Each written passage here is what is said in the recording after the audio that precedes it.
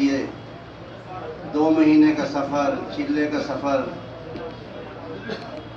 اور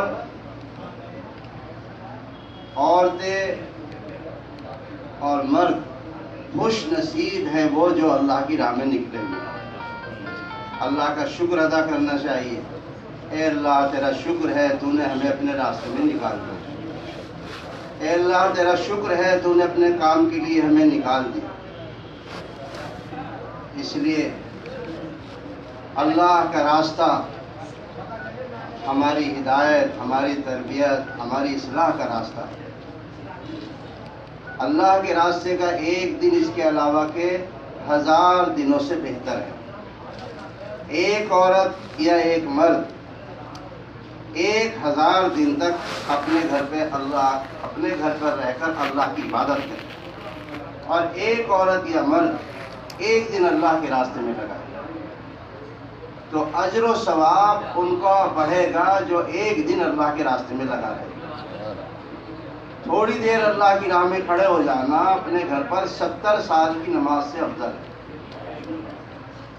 ایک صبح ایک شام اللہ کی راہ میں نکل جانا دنیا مافیہ سے بہتر ہے جتنے اعمال دنیا میں ہو رہے ہیں، اس لیے کہ نکلنے والوں کے عمل سے تعدیہ ہوتا ہے، دوسروں میں عمل کے جذبات بنتے ہیں۔ ہمیں بھی نکلنا اللہ کے راستے میں، ہمیں بھی گشت کرنا ہے، ہمیں بھی مسجد کو آباد کرنا ہے، ہمیں بھی تعلیم کے حلقے لگانے اپنے گھروں کے اندر، ہمیں بھی لوگوں کو اللہ کے راستے میں نکلنے کے لیے تیار کرنا۔ عمل کا تعدیہ ہوتا ہے اللہ کے راستے میں نکل کر۔ اس لیے حضرت مولانا الیاس صاحب رحمۃ اللہ فرماتے تھے، میری جماعت کا قدم جہاں رکھا گیا وہاں ہدایت کا چشمہ جاری ہو۔ جماعت ید اللہ علی الجماع، جماعت کے اوپر اللہ کا ہاتھ ہوتا ہے۔ اللہ کے ہاتھ سے مراد علماء نے لکھا ہے اللہ کی خصوصی رحمت ہوتی ہے، اس لیے جماعت ہے۔ اس طرح ایک فکر کے ساتھ، اجتماع قلوب کے ساتھ جماعت اللہ کے راستے میں ایسے جذبات لے کے نکلے جیسے صحابہ، ان کی عورتیں، اور خود اللہ کے نبی صلی اللہ علیہ وسلم نے تمنا ظاہر فرمائی، اے اللہ میں تیرے راستے میں نکلوں اور میں شہید کر دیا جاؤں۔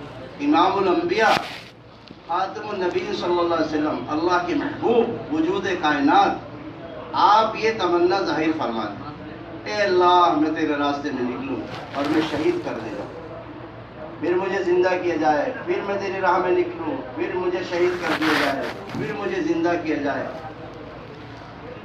علماء فرماتے ہیں ایک روایت میں 7 مرتبہ آپ صلی اللہ علیہ وسلم نے یہ تمنا ظاہر فرمائی۔ ہماری کتنی تمنا ہونی چاہیے، اور آپ کے صحابہ تو اللہ کے راستے میں اسی جذبات کے، اسی تمنا کے ساتھ نکلتے تھے۔ ہمارا ایسا نہیں تھا جیسے اب ہم چلو بھائی جماعت میں چلہ لگانا ہے، 2 مہینے لگانے ہیں۔ وہاں تو اعلان ہوتا تھا الصلاۃ جامعہ، سارے مسلمان جمع ہو جاتے تھے، جتنے دن کا جہاں کا جیسا تقاضا ہوتا تھا جماعت بندی کی جاتی تھی، امیر مامور کا جوڑ بٹھایا، اور اللہ کے راستے میں نکل کر کیا کرنا ہے، کیسے دعوت دینی، کیسے آپس میں اجتماعیت کے ساتھ، کس اخلاق کے ساتھ کام کرنا ہے۔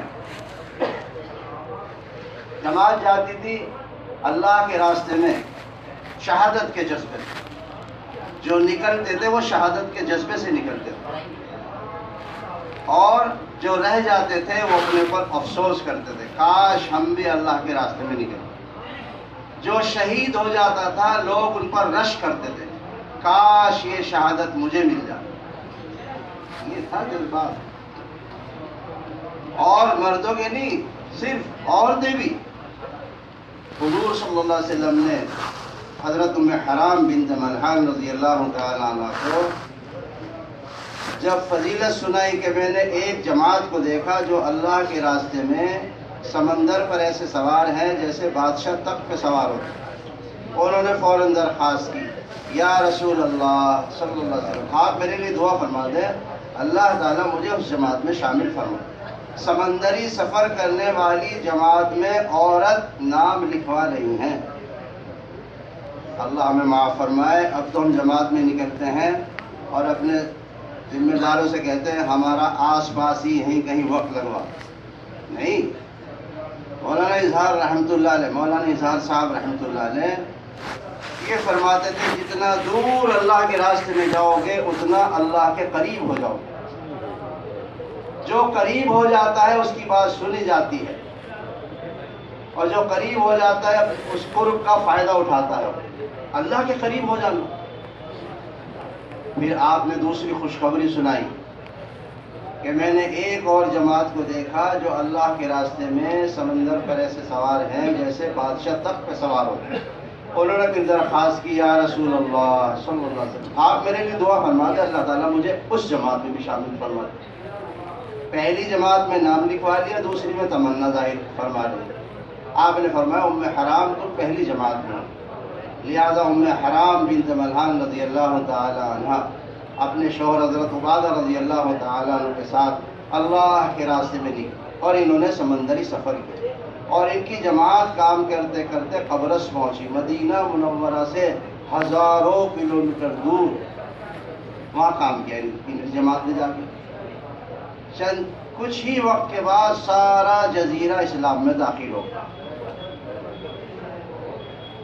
وہاں ایسا نہیں تھا جیسے اب جانے سے پہلے سواری لے کے لوگ کھڑے ہیں اور اپنا گھر کھانے ناشتے پیش کر رہے ہیں، ٹھنڈے گرم پانی کا انتظام کر رہے ہیں، ایسا نہیں تھا۔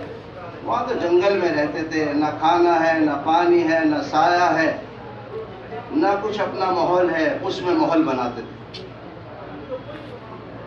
جماعت واپسی ہو رہی تھی ان کی، یہ خچر پہ سوار تھی، وہ بھٹک گیا اور یہ اس پر سے گر گئی اور ان کی گردن ٹوٹ گئی، وہیں وفات ہو گئی، وہیں قبر۔ رہنے والی مدینہ منورہ کی اور قبر کہاں ہے؟ دوسرے ملک۔ اس لیے اللہ کے راستے میں اس جذبے کے ساتھ اللہ کا دین قائم ہو جائے اور یہ بے دینی کفر و شرک دنیا سے ختم ہو جائے۔ کفر و شرک بہت بڑی گندگی ہے۔ صحابہ فرماتے ہیں رضوان اللہ علیہ مجمعین، ہم نے کفر کی ظلمتوں کو اسلام میں آنے کے بعد پہچانا کفر کتنی گندی چیز ہے۔ اور دو قانون ایسے ہیں اللہ کے، جو کفر پر مرا وہ ہمیشہ جہنم میں رہے گا، کبھی اس سے نکالا نہیں جائے گا، اور جو کلمہ لا الہ الا اللہ کا اقرار کر کے مرا اور ایمان کا کلمہ پڑھ کے مرا، ایمان کا کلمہ پڑھ کے مری، لا الہ الا اللہ محمد رسول اللہ، وہ ہمیشہ جنت میں رہیں گے۔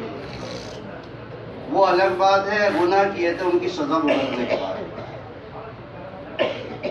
اس لیے اللہ کے راستے میں نکلنے والے مرد، اللہ کے راستے میں نکلنے والی عورتیں اپنی نیتوں کو درست کر کے نکلیں، اللہ کے راستے میں نکل رہے، ہمارا مقصود صرف اللہ کی رضا ہے۔